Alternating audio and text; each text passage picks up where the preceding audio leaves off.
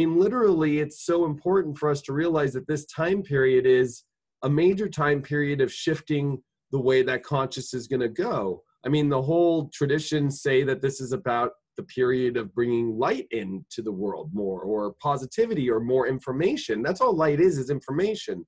So it's how do we take that information and do we spread it out? I think a lot of karmic destiny for people was here to spread that information. I think some others were to do it in different ways. So it's like understanding which way you spread it doesn't mean that there's only one way to spread the information. There's so many ways, and not only one person can do it. There is no one messiah here to change the world and blow our minds or anything like that. It's a collective, coming together of it. So the times now, we all feel it, but it's like understanding your role in that, which I think is the deepest part. Imagine the amount of energy somebody went through in, like, let's say 685.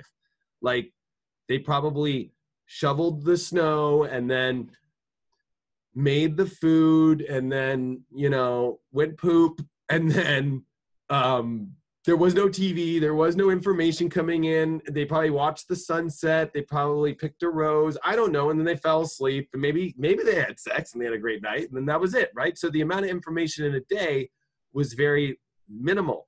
Well, in today's world, you're getting more information than anybody got in their whole lifetime in 685 in one day. So that when you put all that together with the astrology, you realize we're being blasted extremely. Wow. I mean, it feels exciting to me. And I'm sure a lot of people out there too, because obviously we raised our hands and went, okay, we'll go, we'll play. Let's do this. All right. So let's talk about what our natal chart tells us about our past incarnations.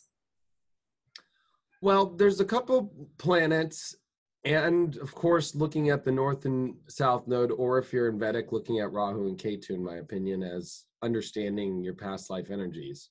And there's a couple things that I want to state because there's a lot to this process. One, I think it's very important to look at your nodes. That's the first thing. I mean, that's the most karmic position because they're invisible knots in space. They are where your prenatal eclipses were.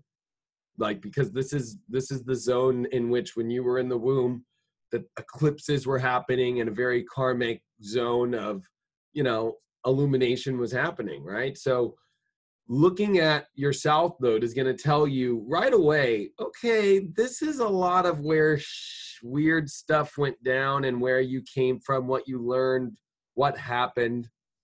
And then the North Node is like what you're trying to seek this life in order to take what that was.